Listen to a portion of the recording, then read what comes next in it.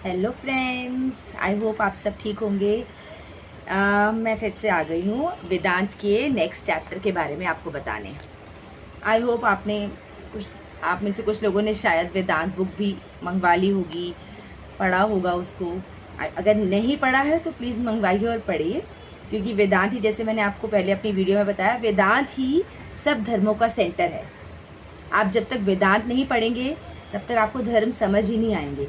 हमें यही लगता रहा ना हमेशा से, हम जो धर्म फॉलो करते आ रहे हैं बचपन से, जो कर्म कांड कर रहे हैं, जो अंधविश्वास कर रहे हैं धर्म के नाम पे, हमें लगता है वही धर्म है। बट नहीं, जब आप ये पढ़ेंगे ना बुक तब आपको समझ आएगा वेदांत। ये स्क्रीन पे भी है मेरे जो बुक, ये वही वेदांत बुक है। तो अब नेक्स्ट चैप्टर का नाम जो है वो कह रहे हैं, इसका नाम है समझो तो कि चाहिए क्या। प्रश्नकर्ता पूछते हैं, आचार्य जी, जब सत्य या चेतना ही चुनाव करते हैं तो विवेक क्या होता है? चेतना और सत्य क्या अलग अलग है? तो क्या जब हम अध्यात्म की पहली सीढ़ी चढ़ते हैं तो क्या विवेक ही नहीं जो बढ़ता है हमारा? जहाँ तक अभी समझ में आया है तो ऐसा लगता है कि विवेक या बुद्धि तो प्रकृति है, तो विवेक के बढ़ने से सत्य का चुनाव कैसे प्रभावित होता है, कृपया समझाइए। अब इसके जवाब में आचार्य प्रशांत कहते हैं, हमारी चेतना जो अशुद्ध चेतना होती है उसका लक्ष्य क्या होता है? सत्य।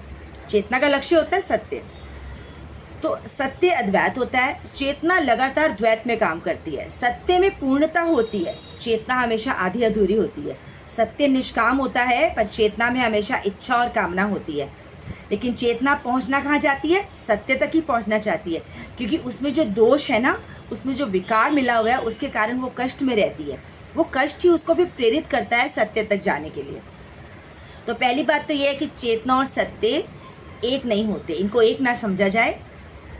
हमारा जैसा मन है, हमारी जैसी चेतना है, हम उसी को सत्य बोल डालें, ये गलत चीज़ है। तो चेतना क्या है? ये भाव है चेतना। मैं हूँ और संसार है, मैं संसार का दृष्टा हूँ, मैं संसार का अनुभोक्ता हूँ, मैं हूँ, संसार है, संसार में, यही चेतना है। उसमें कोई लंबी चौड़ी कोई मुश्किल बात नहीं है समझना।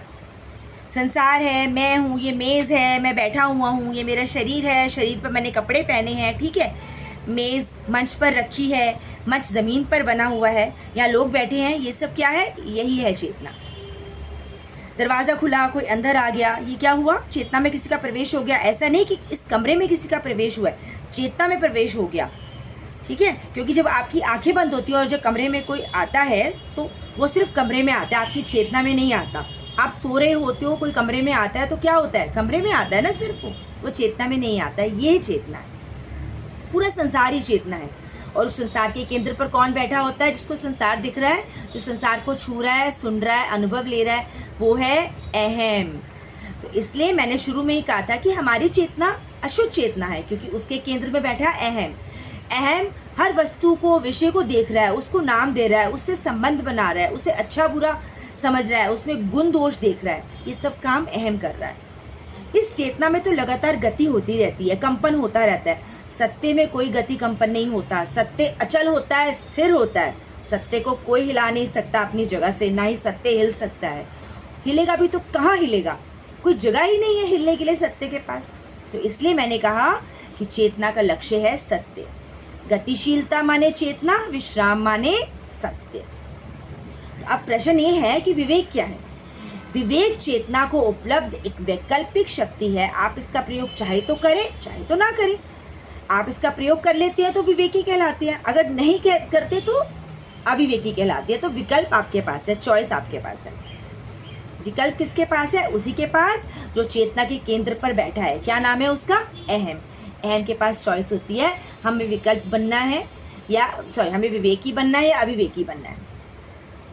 लेकिन अहम को सत्य तक तो पहुंचना, अहम को पहुंचना तो सत्य तक ही है, लेकिन सत्य तक पहुंचने के लिए सीधा रास्ता वो चुन भी सकता है, नहीं भी चुन सकता। सीधा रास्ता तक, सत्य तक पहुंचने का चुन लिया तो क्या कहलाएगा? विवेकी, और नहीं चुना तो अविवेकी।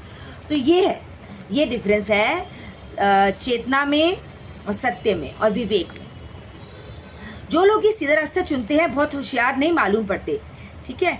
ये कह मैं ज़रा बढ़िया रास्ता चुनूंगा ऐसा कहकर वो टेढ़ा मेढ़ा रास्ता चुनता है, इधर से कुछ करेगा, उधर से कुछ करेगा, वो ज़्यादा होशियारी दिखाता है। यह सहज बुद्धि के ऊपर जटिल मार्ग को वरीयता देना, यही अविवेक है, ठीक है। तो ये डिफरेंस है। आई होप आपको कुछ समझ आया होगा। अगर आप और भी चीज़ें समझना चाहते हैं तो पहले तो ये बुक ज़रूर खरीदिए। मैं आपको बार बार रिकमेंड कर रही हूँ, प्लीज़ ये बुक खरीदिए। ये बुक आचार्य प्रशांत की वेबसाइट से या फिर अमेज़ोन से भी आप मंगवा सकते हैं। आपको बहुत कुछ समझ आएगा। मेरे को इतना फ़ायदा हुआ है इस सब चीज़ों से। अब मैं गीता की क्लासेस लेती हूँ, आचार्य प्रशांत से गीता सेशन सुन रही हूँ 4-5 महीनों से। मुझे इतना ज़्यादा फ़ायदा हुआ है ना, मैं आपको बता नहीं सकती इस चीज़ का। तो मैं चाहती हूँ आप लोगों को भी फ़ायदा हो, आप लोग भी फ़ायदा लें इसका।